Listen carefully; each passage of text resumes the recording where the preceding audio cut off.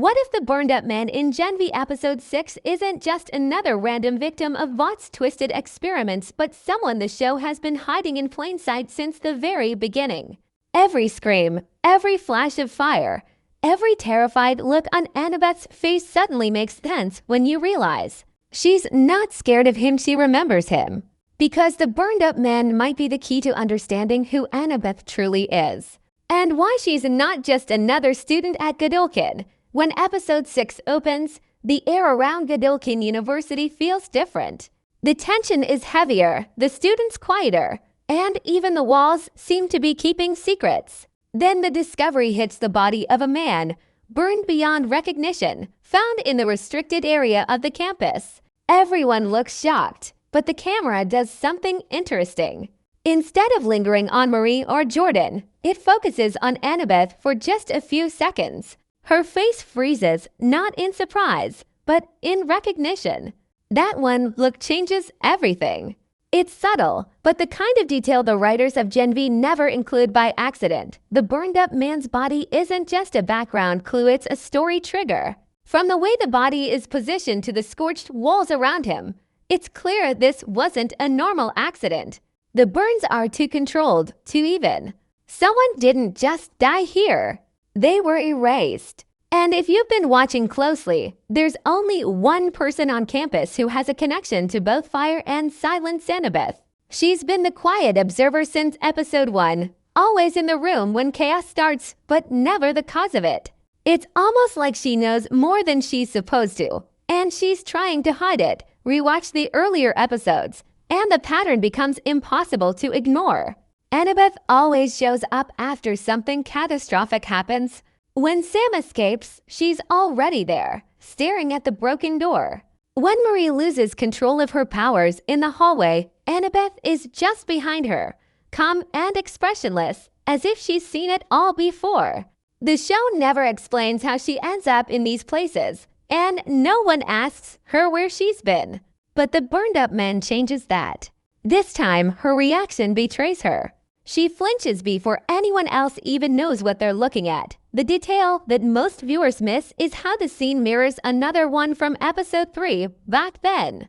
We saw a quick, 1-second glimpse of a laboratory fire. The footage was grainy, security camera style, and the people inside were covered in flames. One of them, a man, tries to reach out before the screen cuts to static. Fans thought it was just another Vought experiment gone wrong. But the burn patterns on that man's arm, they match the ones on the body in Episode 6. It's the same man, and that means someone brought him back. The question is why? Vought doesn't resurrect people for fun. Every move they make is for control, image, or power. So if this burned-up man was brought back, he must be connected to something important. Maybe he knew something about the experiments that created the Gen V supes. Maybe he was one of the early prototypes, someone who survived Compound V's worst effects but couldn't stay stable. The fire might not have killed him, it might have been the thing that kept him alive. That would explain the strange, almost deliberate scorch marks around his body, as if the flames didn't consume him, they protected him. And that's where Annabeth comes in. Her character has always carried a quiet darkness, a kind of emotional distance that doesn't fit her supposed backstory. She says her powers are minor, but we never see her use them. She avoids training sessions, skips public demonstrations, and somehow always avoids Vaught's spotlight. But that look she gives when the burned-up man is revealed, it's not fear, it's guilt. It's the look of someone who recognizes the result of something they helped create. Maybe she wasn't just another test subject, maybe she was the one experiment that actually worked. The way Gen V tells its stories, secrets are never dumped all at once. They're sprinkled in shadows, quick shots, and one-line hints that mean nothing at first and everything later. The burned-up man isn't random. He's a ghost from Annabeth's past, a reminder of who she was before she arrived at Godolkin. Maybe he was her protector. Maybe he was her father. Or maybe he was the scientist who helped her escape the lab when everything went wrong. Whoever he was, his death or rebirth isn't the end of his story. It's the beginning of Annabeth's truth. And the most terrifying part? Vought knows it too. The way the camera pans to the security logo right after his body is found, it's like a silent warning. They're watching. They've always been watching. And if Annabeth's secret is out, it's not just her identity at risk, it's the entire experiment that built the world of Gen V after the shocking discovery of the burned-up man. Episode 6 slows down just enough for the details to sink in. Everyone at Godolkin University wants answers. Who was he? How did he end up in the restricted zone? And why did Vought's cleanup team arrive before the police? But while the others panic, Annabeth slips quietly into the background. Her silence says more than words ever could. She doesn't ask questions. She doesn't react with horror. She just stares at the body bag being zipped up, like she's seen this before. That's the moment you realize there's more to her than anyone has guessed. The scene feels small on the surface, but it's full of meaning. Every sound in the background fades until only Annabeth's breathing is left. The camera lingers on her hand, shaking slightly, like she's fighting to stay calm. Then she pulls out a pendant from under her shirt. It's the same one we saw briefly in episode 2 during her therapy session, where she refused to talk about her past. For the first time, it catches the light, and you can see it's burned around the edges like it survived a fire. It's not just jewelry. It's a piece of her history. And that small detail connects directly to the man who just died. Annabeth's memories have always been foggy, but in this episode, we start to see flashes of them.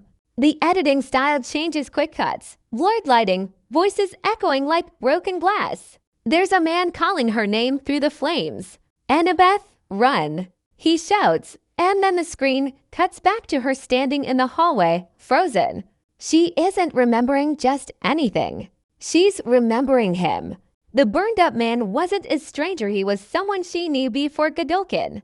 Someone she lost. Someone Vought erased from her file. If you think about how Vought operates, it makes perfect sense. They love creating monsters and then rewriting their pasts. They did it with the 7. They did it with the students. And now we see they've done it to Annabeth. Maybe the man was her handler, or maybe he was the first person who helped her control her powers. Either way, his death isn't a coincidence, it's a warning. The moment he showed up again, Vought had to clean up their mistake before anyone else connected the dots. But there's one moment that truly exposes the truth when Marie finds a fragment of burnt glass near the body.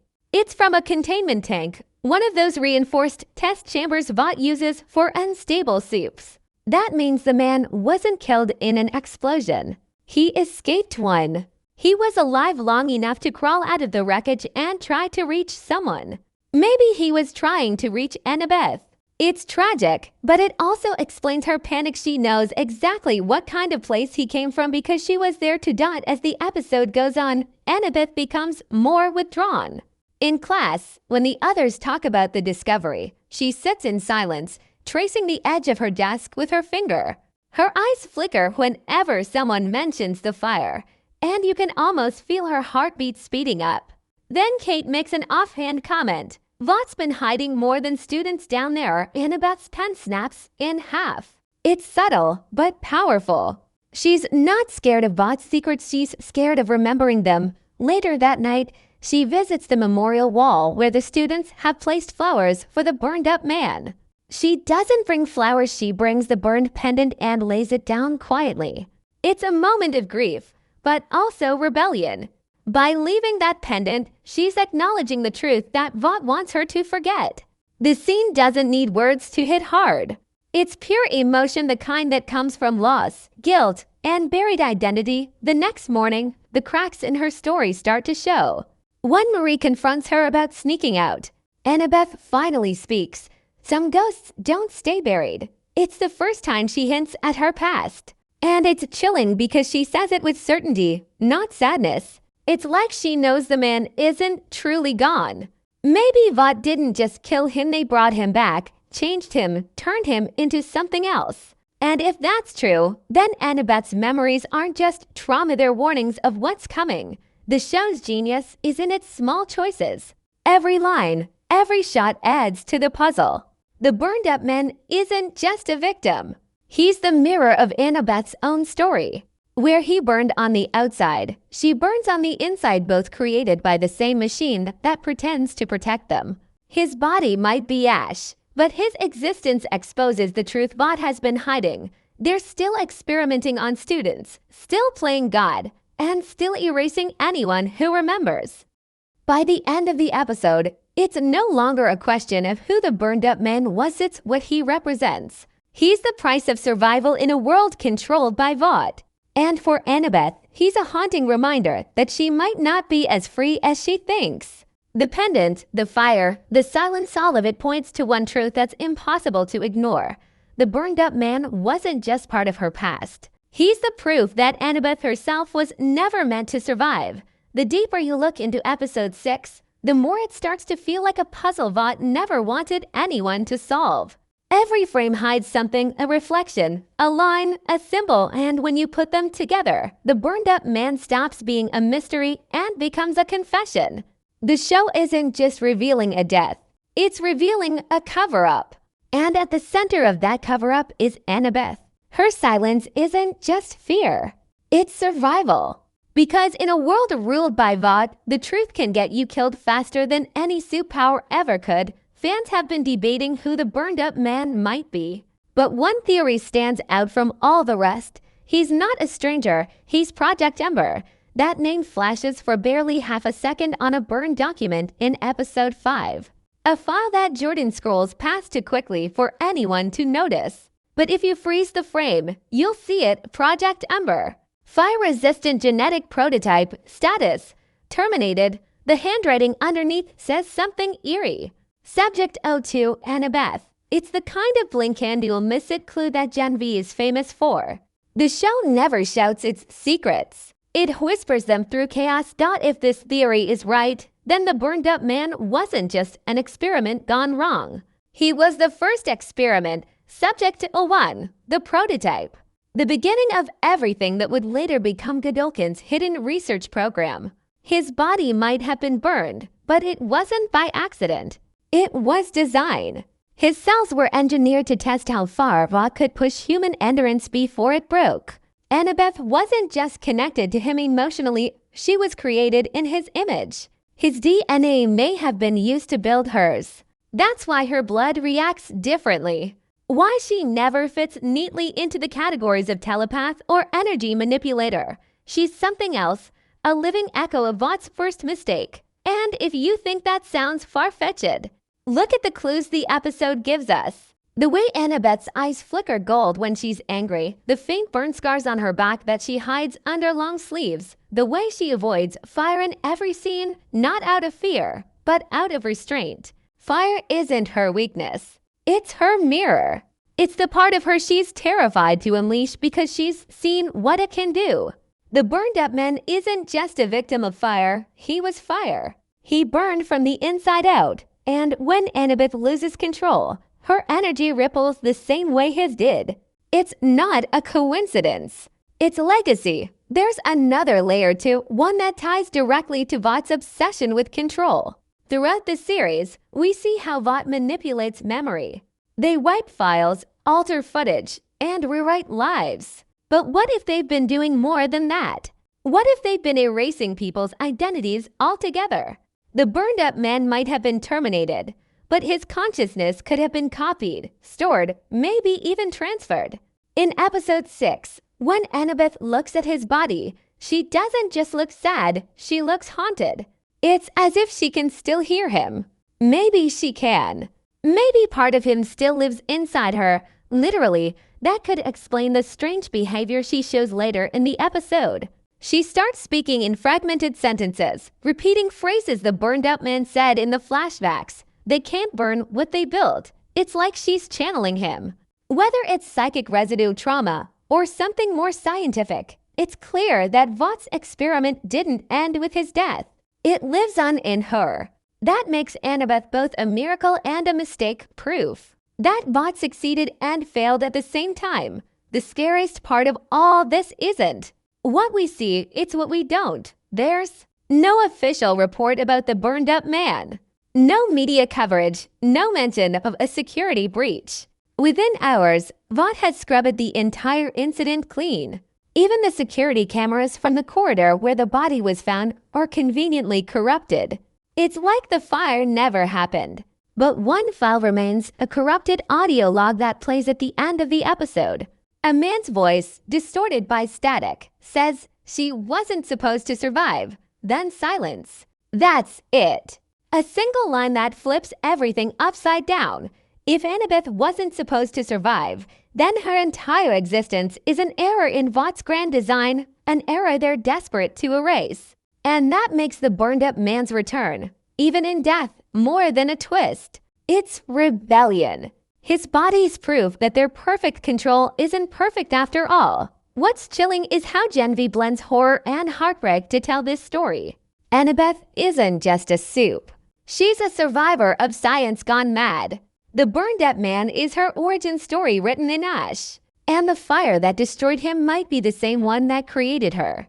Maybe she carries his power. Maybe she carries his soul. Or maybe she carries his curse, the constant reminder that she's part of something monstrous. Something she can never fully escape. By the end of Section 3, one thing becomes clear. The burned-up man's identity isn't just revealed, it's reborn. He's not gone. He's inside Annabeth, in her blood, her memories, her silence.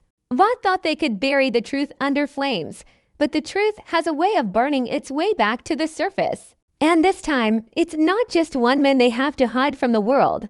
It's the girl who remembers everything. By the time episode 6 reaches its final act, the truth is no longer something that hides in shadows. It starts to scream through the cracks of Annabeth's calm exterior. Everything around her begins to unravel. The whispers in the hallway, the flickering lights, the sudden flashes of heat in her hands that she can't explain, they all point to one thing. Annabeth is changing. Or maybe she's remembering. And what she's remembering isn't just who she was, but what she was made to be. The moment that breaks her happens quietly. She's sitting alone in the Godolkin Library, the only sound being the faint hum of the lights above her. She's trying to focus on a file Marie slipped her, a stolen copy of the Vought database backup. The screen glitches, lines of code twisting into static, and then a word appears that shouldn't be there. Ember. Her fingers freeze. Then the file opens itself, as if someone or something wants her to see it. Inside are video logs, each marked with dates from years ago, long before she enrolled at Godolkin. The first clip shows a small child sitting in a white room, hooked up to wires. The scientist's voice says, "Subject O to demonstrate stable fusion with Ember DNA." The child looks up. It's Annabeth. The silence after that is deafening. She stares at the frozen image on her screen, her own younger face staring back at her. All this time, she thought she'd been chosen for Godolkin because she had potential, because she earned her place. But now, she knows the truth. She was sent there to be watched. Vought didn't accept her. They contained her.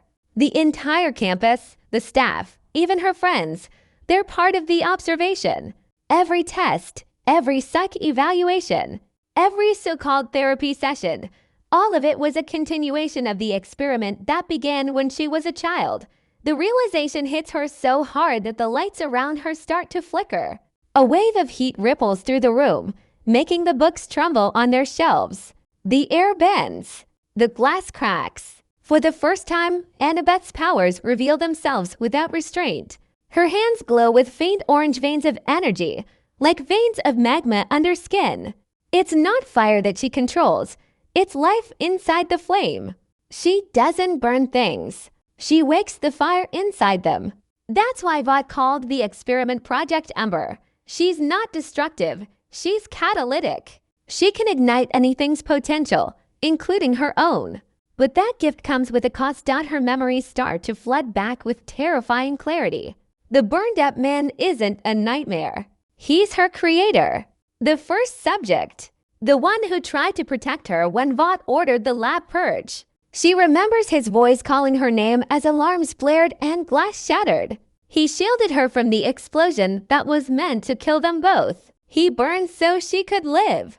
The fire that consumed him passed into her. That's why she survived.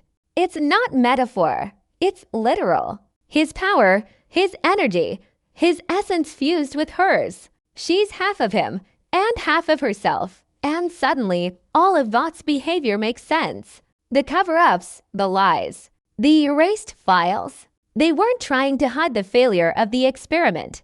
They were hiding its success. Because Annabeth wasn't just a test subject who lived, she was proof that human DNA and compound V could merge with something else. Something unknown. Something elemental.